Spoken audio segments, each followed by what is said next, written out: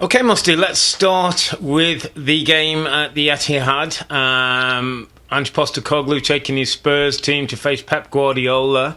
I think Pep had said pre-game that there's going to be goals in this, or he felt there's goals in this. He was right. There was 6 of them, 3 on each side. A fascinating game, mate, in terms of style of play, system of play, way of doing things, believing in what you do. I thought it was a real example, Rob, in the end of Postecoglou saying, yeah, we've come off 3 defeats, and there was a lot of talk about whether he should change and, you know, the players he doesn't have available.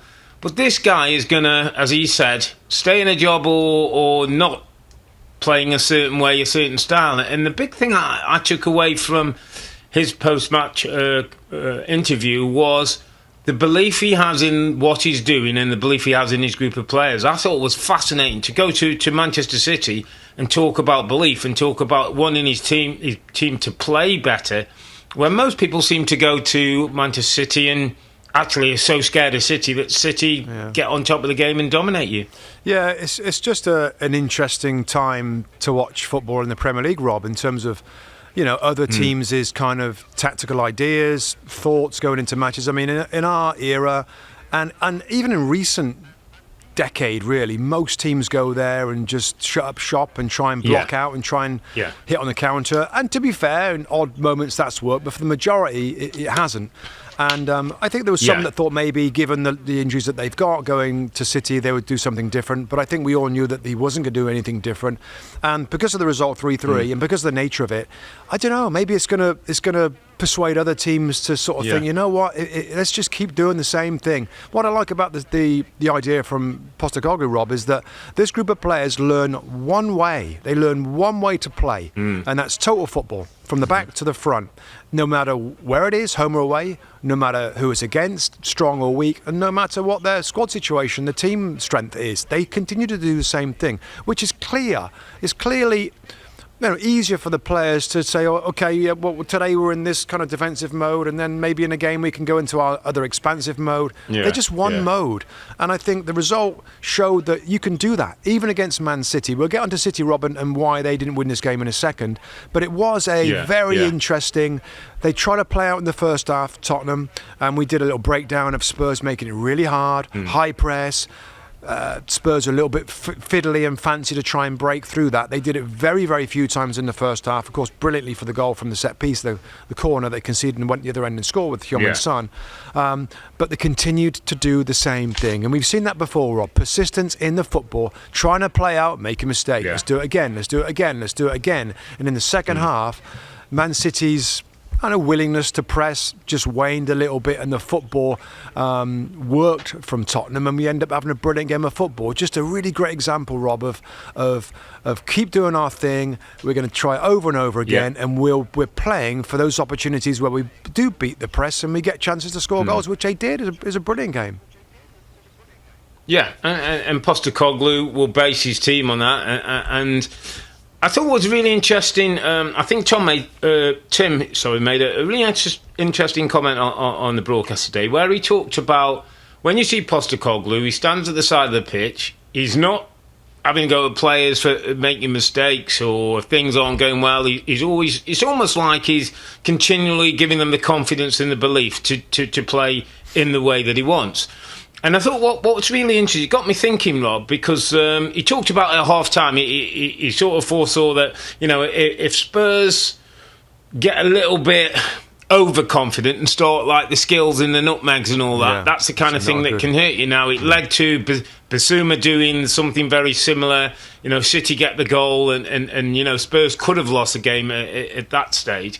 But it got me thinking, Rob, a little bit, and it was an interesting one where I thought, let me chuck this one past Mustoe, because Postecoglou, in his management style, and we've all had managers who seems like it's about, come on, guys, you know, I don't want you thinking negative, it's about positive, it's about doing things, it's about playing with the freedom that will get the best of you. Now, the past 2 Spurs managers, we talk Conte and Jose Mourinho, were very, very much the opposite. You know, everybody was set a certain way. There's a restriction to, you know, being individual. It's about the collective. And it kind of got me thinking, Rob, well, Yves Basuma's an interesting one, because which side of the fence is he? Because I believe maybe it needs to be a bit in between. I think Yves Bissouma's got to understand the responsibility of where he is and being in the team and what the consequences are while playing with the freedom. I think you can go too far one way where players lack a little bit of that kind of game, what's the word, intelligence, understanding, security that you need. And you can go too far the Conte and Mourinho way, where you restrict players, where they don't do anything, they're just like robots. And I just thought that it was an interesting one with Postecoglou. Is there some players who need that go out, as sons and whatever, but is there some players who need to have a little bit more discipline about the game? Yeah, probably. It's interesting, Rob, isn't it? So what you're saying is given the licence that he's giving them, some players go over the top, and I think when you're Man City almost away, take for granted. Yeah, we saw Emerson Royal do it in the first half, try and nutmeg. Yves Bissouma try and nutmeg, like playing out away at the Etihad against the champions. Like that's what you're talking, isn't it? Where like, listen, we want you to play. Yeah, that's exactly. But that's not correct. That's not playing. Come on, guys. That's not professional type of football. So yeah, I think you would mention that at half time.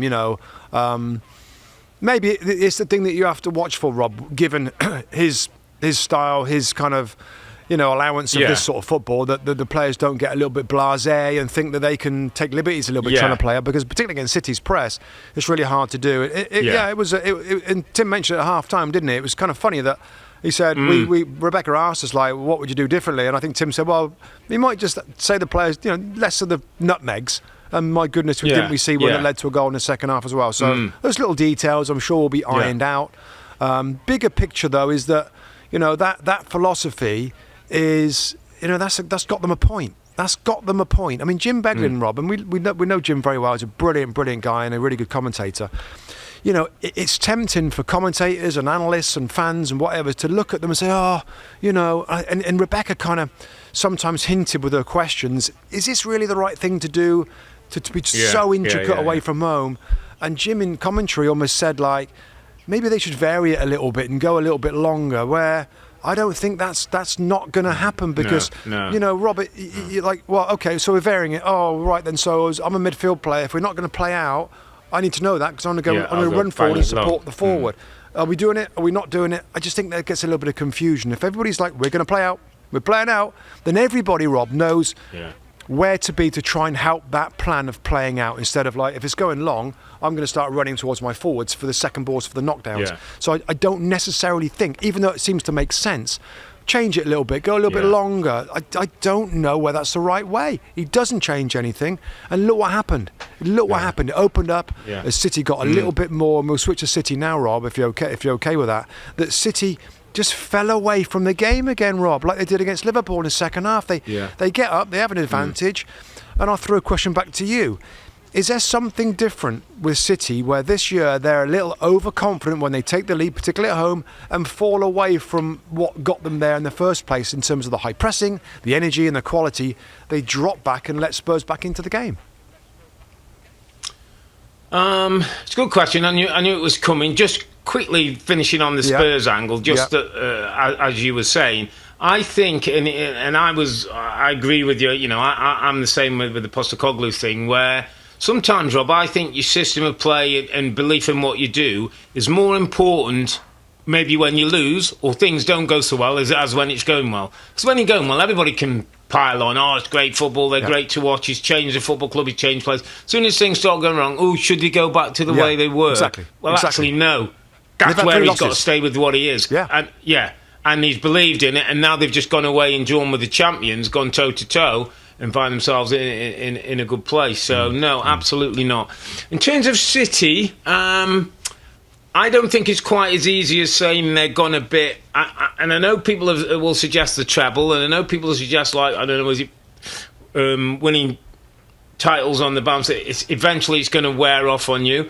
I'm not sure that it's just quite as simple as that. Although Pep did point to, and I take a quote from him, where he said, as a group, we've not got to be ever complacent about winning things, because winning's so hard, and there'll be a time when we're not winning things. Now, it was a bit of a weird kind of Pep putting stuff out there, but whether he's starting to feel, my overriding thought with City is they're not quite at their peak. They have days when they dismantle people with their football, and we know those days are many. There's days now when the opposition are better. You talked about the standard of coaching. There's now 6 or 7 teams who would feel they can at least give City a game, and I think in certain circumstances feel they can win. Liverpool went there a couple of weeks ago, mate, and were disappointed to draw. Yeah. Spurs went there today and may come away and say we're disappointed to draw. I think that changes the outlook of your approach. I think it's a better coaching. I think these better players are better set up.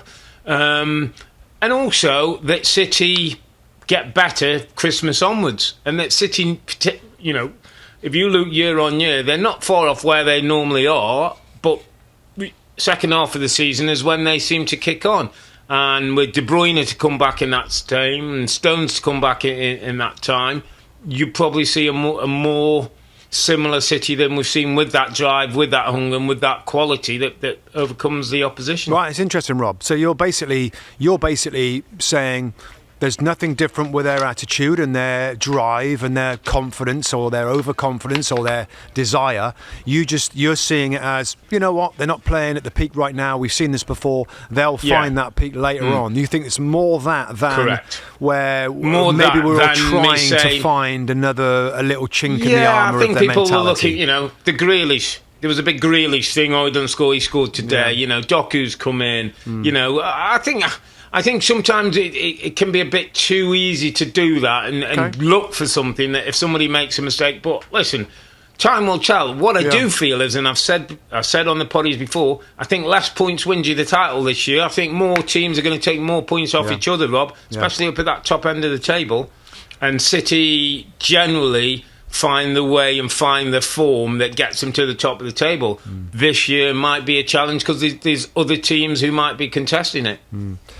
Absolutely, mate. Well said. And, what a game it was. It was guaranteed goals. We did get goals. You know what? In some ways, Rob, I thought it could be more wild than what it was. End up 3-3. It wasn't quite as crazy as I thought, actually. No, it didn't lose. Yeah. But still a great game. I hear you. Yeah. Just finally, Rob, on an incident, and I know we will touch on it in different ones. The refereeing incident with Haaland, with the foul that he sort of allows him to play on. Haaland plays in, Grealish then blows the whistle, calls it back, obviously right at the end of the game. City unhappy, Spurs, a bit going on. How did you see that, and how did you read that situation? Well, we it's one of two outcomes we thought here, Rob. I mean, it's a mistake from the referee.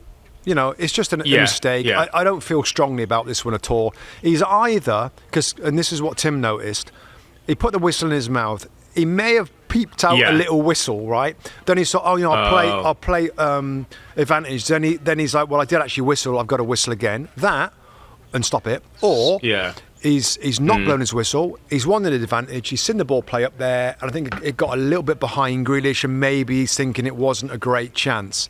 I think Tim's probably right. Of those two, that he might have just peeped his whistle. He might have blew just it. peeped. And said, you know what, I don't know. That's second a thought. One. Maybe it was second a bit of thought in his head. A brain fart, if you like, where he's like, normally that's absolutely an advantage and play on. It really, really is. There's a just mistake let it go. Yeah, normally. Yeah. Okay. I agree the same. I thought it was one of them. Hi there, I'm Rebecca Lowe, studio host for NBC's coverage of the Premier League. Don't forget to hit subscribe to watch more videos all season long. And for even more Premier League content, from original series to live matches, head over to Peacock. And be sure to tune in for Premier League mornings every weekend on USA Network and on Peacock. We will see you there.